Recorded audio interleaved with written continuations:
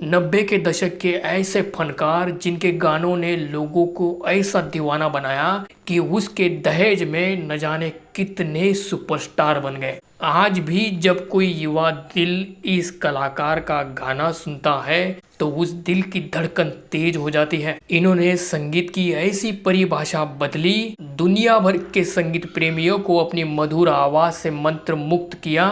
लेकिन इनकी खुद की रोमांटिक लाइफ में ही ऐसा तूफान आया कि इनकी खुद की पत्नी ने इनको तलाक दे दिया और प्रेमिका भी छोड़कर चले गई। और क्या आप सोच सकते हैं कि लगातार 5 बार इनको फिल्म फेयर अवार्ड मिला था और एक बार उन्होंने स्टेज पर ऐसा कुछ कह दिया कि इनको अवार्ड देने से ही मना कर दिया। और ये भी कि जब ये अपने करियर पर थे, सबसे ज्यादा गाने रिकॉर्ड करने का रिकॉर्ड बनाया था, तभी इन्होंने गाना गाना अचानक से बंद कर दिया था। क्या थी इसकी वजह? और जो सुरों के सम्राट माने जाने वाले मुस्लिम कलाकार के साथ इन्होंने काम करने से इनकार क्यों कर दिया था? क्या है इनके दो अफेयर्स और लव शादी के अलग होने की दास्तां? और आज हम बात करेंगे ऐसे जबरदस्त फनकार की जिनका नाम है कुमार सानू। साल था 1957, तारीख थी 20 अक्टूबर। कोलकाता शहर में एक हिंदू परिवार में एक बच्चे का जन्म हुआ। इस परिवार ने मिलकर इस बच्चे का नाम रखा केदारनाथ भट्टाचार्य। उनके पिताजी पशुपतिनाथ भट्टाचार्य एक गायक थे, एक संगीतकार थे, तो वही उनकी माँ भी एक कुशल गायिका थी। इसका मतलब केदारनाथ के घर पर शुरू से ही संगीत का माहौल था। और इनकी बड़ी बहन वो भी रेडियो में गाती थी और आज तक वो अपने पिताजी का संगीत स्कूल चला रही है। तो वही केदारनाथ ने अपने पिताजी से गायकी और तबला वादन भी सीख लिया था। परिवार के इस माहौल ने उनको एक बेहतरीन गायक बना दिया। केदारनाथ ऐसे गायक थे कि वो जब गाते थे तो सबको लगता था क्या आवाज़ है, कितना बेहतरीन ये गाना गाता है। लेकिन फिर भी केदारनाथ का फिल्मी सफर आसान नहीं रहा। उन्होंने बहुत ही लंबा संघर्ष किया। उन्होंने 1979 में एक होटल में नौकरी करना शुरू किया था। कोलकाता के इस होटल में वो गाना गाते थे और इसके लिए उनको 4,000 रुपये महीना मिलता था। तभी एक बांग्लादेशी फिल्म आई 1986 में, तीन कन्या नाम की। यहाँ से उन्होंने अपनी गायकी की शुरुआत फिल्मों में की। उसके बाद वो मुंबई आ गए, लेकिन मुंबई जब आए तो उनको रहने का ठिकाना नहीं था। कहते हैं कि वो फुटपाथ पर रहे थे। उसके बाद में नवी मुंबई वाशी में जो उनके जान पहचान के लोग थे, उनसे उनकी मुलाकात हुई। उन लोगों ने इनकी रहने की खाने की व्यवस्था एक मेस में कर दी। बस शर्त ये थी कि हर रोज वो उनको वहां पर 2-4 गाने सुना दिया करे। फिर क्या था, बात बन गई, उनका रहने खाने का बंदोबस्त हो गया। तो वहाँ वाशी में रहते हुए उन्होंने चेंबूर के आराधना स्टूडियो में एक बार ऑडिशन दिया और उन्होंने विशाल दर्शकों के सामने एक गाना गाया, मेरे नैना सावन भादो। इस गाने की वजह से उनको उस दिन 9,000 रुपए की टिप मिली और तभी उनको एक होटल में गाने के लिए रख लिया गया। फिर केदारनाथ ने मुंबई में उस होटल में 1 साल तक काम किया। शुरुआती दिनों में वो अपनी आवाज़ में गाने रिकॉर्ड कर कर बड़े बड़े जो म्यूजिक डायरेक्टर हुआ करते थे, स्टूडियोज हुआ करते थे, वहाँ पर वो कैसेट उनको दिया करते थे। लेकिन कोई उनका वेलकम नहीं करता था, उनको वहाँ से निकाल दिया जाता था। 7 साल तक उन्होंने संघर्ष किया और साल 1988 की हीरो हीरालाल फिल्म से उनको पहला ब्रेक मिला। देखने को इनकी पहली फिल्म का पहला गाना इसी फिल्म से माना जाता है, लेकिन वास्तव में 1 साल पहले उनके करियर की शुरुआत हो चुकी थी। बात है 1987 की। उनके होटल के बाजू में एक स्टूडियो था, वहां पर वो अपने कैसेट के लिए एक गाना रिकॉर्ड कर रहे थे। वहीं पर उनकी मुलाकात गजल सम्राट जगजीत सिंह से हो गई, जो अक्सर उसी स्टूडियो में अपनी गजलें रिकॉर्ड करवाने के लिए आते थे। और जब जगजीत सिंह ने उनकी आवाज़ सुनी तो वो उनसे मिले और केदारनाथ साहब को उन्होंने एक गाना गाने के लिए कहा। तब उन्होंने किशोर कुमार द्वारा गाना गाया हुआ वो गाना मेरे सामने वाली खिड़की में वो गाना गा के दिखाया। तभी उन्होंने केदारनाथ को कागज पर लिखकर एक गाना दिया। इस गाने को पहले तो उन्होंने सीखने को कहा, लेकिन केदारनाथ थे कि 5 मिनट में गाना सीख लिया और 10वें मिनट में तैयारी कर कर उनको वो गाना सुना कर दिखाया। जगजीत सिंह उनके गाने के स्टाइल और आवाज से इतने ज्यादा प्रभावित हो गए। तभी जगजीत सिंह ने उनको कल्याण जी आनंद जी के साथ मुलाकात करा दी। तब वो जादूगर फिल्म की संगीत की तैयारी कर रहे थे और ये दोनों ही केदारनाथ की आवाज से वो बहुत ही ज्यादा प्रभावित हो गए। अब कल्याण जी आनंद जी थे कि उन्होंने इस बात को नोटिस किया कि उनकी आवाज किशोर कुमार किशोर दास से काफी ज्यादा मिलती जुलती है, इसलिए उनको नाम बदलने की सलाह दे दी। तब उन्होंने फौरन ही अपना नाम बदल कर केदारनाथ भट्टाचार्य से कुमार सानू रख लिया। तभी कल्याण जी आनंद जी ने उनको जादूगर फिल्म में मेरा नाम गोगा ये गाना गाने का मौका दे दिया। हालांकि कुमार सानू को असली सफलता 1990s में आई आशिकी फिल्म से मिली। शुरू में ये एक एल्बम बन रहा था और नदीम श्रवण जी ने एक गाना छोड़कर बाकी इस एल्बम के सारे गाने कुमार सानू जी की आवाज में गवाए थे।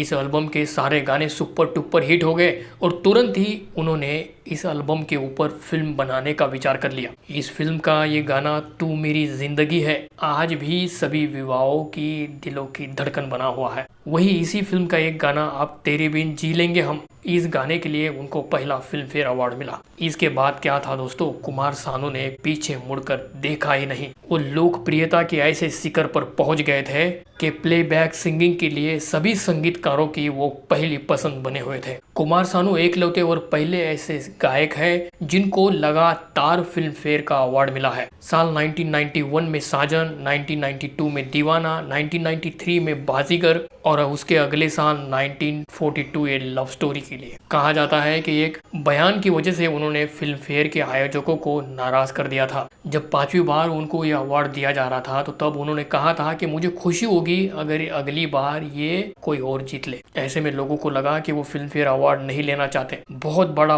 विवाद इसकी वजह से खड़ा हो गया था। नतीजा ये रहा कि अगले साल 1995 में दिलवाले दुल्हनिया ले जाने का वो गाना तुझे देखा तो ये जाना सनम, इसके लिए उनको फिल्म फेयर अवार्ड का बेस्ट सिंगिंग का पुरस्कार नहीं मिला, जबकि ये गाना उस समय पर टॉप पर था, आप भी जानते होंगे। साल 1996 की फिल्में जीत, राजा हिंदुस्तानी, साजन चले ससुराल, इन सब के गाने सुपर टुपर हिट रहे। आगे चलकर आप लौट चले, सूर्यवंशम, फिर 2000 में कहो ना प्यार है, फिर 2002 में हम आपके हैं सनम, फिर 2003 में दिल का रिश्ता, 2004 में मुसाफिर, 2006 में चांद के पार चलो, 2009 में सनम तेरी कसम। ये फिल्में कुमार सानू की बेहतरीन फिल्मों में से फिल्में हैं। बाद में कुमार सानू ने अनु मलिक से लेकर हिमेश रेशमिया तक बड़े संगीतकारों के साथ काम किया। बाद में ये बताया जाता है कि उन्होंने AR रहमान के साथ कभी भी काम नहीं किया क्योंकि वो उनके राग में गाना रिकॉर्डिंग करने के तरीके को पसंद नहीं करते हैं। कुमार सानू ने लगभग 3 दशकों तक फिल्मी दुनिया पर कब्जा जमाए रखा।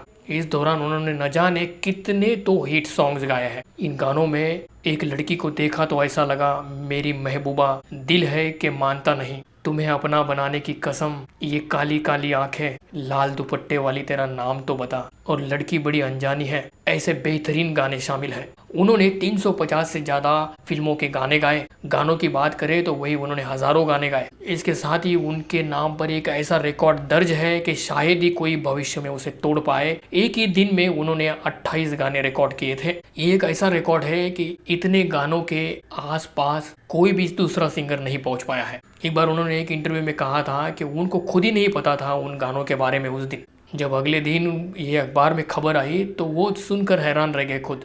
और उन्होंने इसलिए ये किया था कि प्रोड्यूसर परेशान ना हो। दरअसल उनको किसी प्रोजेक्ट के लिए अमेरिका जाना था और जाने से पहले वो मुंबई का जो भी काम उनका पेंडिंग है उसे वो खत्म कर जाना चाहते थे। यही वजह रही है कि उन्होंने एक दिन में 28 गाने गाए थे। कुमार सानू के रोमांटिक गानों को इस कदर पसंद किया जाता है कि इतने पुराने गाने होने के बावजूद आज भी नए गानों की जगह वो गाने ले लेते हैं और लोग उतने ही प्यार से उनको मंत्रमुग्ध होकर सुनते हैं। कुमार सानू हमेशा बताते रहते हैं कि मेरे कंपटीटर सिर्फ उदित नारायण रहे हैं और दोनों ही हैं कि एक दूसरे के दोस्त भी हैं और दोनों एक दूसरे की टांग खींचने का कभी मौका जाने नहीं देते हैं।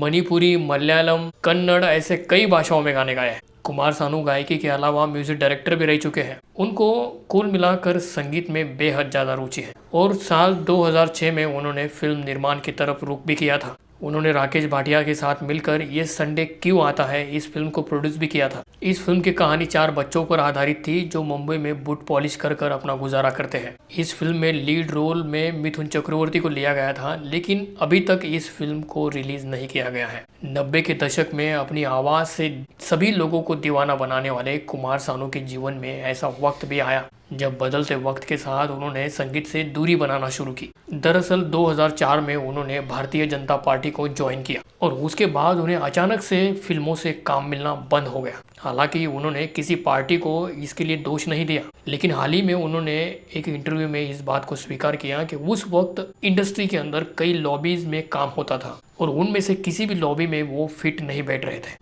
तभी उन्होंने लंबे समय तक कोई गाना नहीं गाया था। लेकिन साल 2012 में राउडी राठौड़ फिल्म में छम्मक चलो इस गाने से उनको वापसी मिल गई। उसके बाद 2015 में दम लगा के आयशा फिल्म जब आई तो कुमार सानू की वो 90s वाली आवाज, वो 90s वाली अदा फिर से दर्शकों को सुनने को देखने को मिली। तो इन दिनों अभी कुमार सानू देश विदेश में होने वाले कॉन्सर्ट्स में व्यस्त रहते हैं। और जब बात करें कुमार सानू की पर्सनल जिंदगी के बारे में तो बहुत ही ज्यादा उतार चढ़ाव इनकी जिंदगी में रहा है। शादियां तो उन्होंने 2 की और कई नामी महिलाओं का उनकी जिंदगी में आना जाना रहा। 80 के दशक में उनकी पहली शादी ऋचा भट्टाचार्य के साथ हुई थी। ऐसा कहा जाता है कि दोनों ही एक दूसरे को कोलकाता के दिनों से ही जानते थे और उन्हें वो मुंबई लेकर आए और फिर उन्होंने शादी भी कर ली। 1988 में उनको पहला बेटा हुआ, उसका नाम जेसी रखा गया। उसके बाद में चिको और जान नाम के 2 और बेटे उनको हुए। उनका वैवाहिक जीवन बहुत अच्छा चल रहा था। उनका एक छोटा सा प्यारा सा परिवार था। कुमार सानू सफलता की सीढ़ियां चढ़ते जा रहे थे, खूब नाम और शोहरत हासिल कर रहे थे। तभी कुमार सानू का नाम साल 1990s में एक कम प्रसिद्ध एक्ट्रेस कोनिका लाल के साथ जोड़ा गया। उसके कुछ ही दिनों बाद वो मीनाक्षी शेषाद्री की तरफ आकर्षित हो गए, जो कि 90s की सबसे आकर्षक और महंगी अदाकाराओं में से एक अभिनेत्री थी। दोनों पहली बार जुर्म फिल्म के प्रीमियर पर मिले थे। मीनाक्षी के ऊपर एक गाना फिल्माया गया था, जब कोई बात बिगड़ जाए, और इस गाने को कुमार सानू ने गाया था। कहते हैं कि कुमार सानू इनकी खूबसूरती के कायल हो गए थे और दोनों बहुत ही जल्द एक दूसरे को डेट भी करने लगे थे। लेकिन इन्होंने अपने रिश्ते को लगभग 3 सालों तक गुप्त रखा, छुपाए रखा। लेकिन 1993 के दौरान कुमार सानू की सेक्रेटरी ने एक इंटरव्यू दिया। उस इंटरव्यू के दौरान जो बयान उन्होंने दिया उससे सबके सब दंग रह गए। उन्होंने सीधे सीधे कहा था कि कुमार सानू की कई गर्लफ्रेंड्स हैं और फिलहाल वो एक लोकप्रिय अभिनेत्री मीनाक्षी शेषाद्री को डेट कर रहे हैं। शुरू में कुमार सानू ने इन बातों को इनकार किया, लेकिन बाद में उन्होंने इस रिश्ते को कबूल कर लिया और फिर शुरू हो गई एक बदसूरत कानूनी लड़ाई। उसके बाद में 1994 में उन्होंने उनकी पहली पत्नी रीटा को तलाक दे दिया। उनके तीनों बच्चों की कस्टडी उनकी पत्नी रीटा को ही मिली। कुमार सानू को अपने ही बच्चों को हर महीने मिलने के लिए उनकी पत्नी को एक मोटी रकम हर महीने देनी पड़ी। और इसी बीच मीनाक्षी शेषाद्री भी उनकी जिंदगी से अलग हो गई। उनका नाम जाने माने डायरेक्टर राजकुमार संतोषी के साथ जुड़ने लगा। लेकिन बाद में मीनाक्षी ने एक NRI के साथ शादी कर सबको चौंका दिया। इधर कुमार सानू की मुलाकात सलोनी भट्टाचार्य से हो गई। कुछ ही मुलाकातों के बाद दोनों शादी के बंधन में बंध गए। अपने पिताजी के नक्शे कदम पर चलते हुए उनकी बड़ी बेटी ने एक अंग्रेजी एल्बम लॉन्च किया। बड़े पर्दे पर धमाल मचाने के बाद वो कई रियलिटी शोज में छोटे पर्दे पर भी नजर आ चुके हैं। बात उनके पुरस्कारों की करें तो कई दर्जनों अवार्ड्स उनको मिल चुके हैं। वही 2009 में उनको भारत सरकार द्वारा पद्मश्री पुरस्कार से भी नवाजा गया है। पहली बार जब उन्होंने राजनीति का सफर शुरू किया था तो वो ज्यादा लंबा नहीं चला था, लेकिन साल 2014 में बीजेपी में फिर से उनको जगह मिली। तो नमस्ते दोस्तों, मैं था अनुराजा, मुझे दीजिए इजाजत। अगर आपको और भी कुमार सानू के बारे में कोई जानकारी हो तो मुझे कमेंट अवश्य करना। चलते चलते वीडियो आपको पसंद आया है तो लाइक और शेयर जरूर करें। और भी सच्ची बायोग्राफीज को देखने के लिए चैनल को विजिट और सब्सक्राइब अवश्य करें।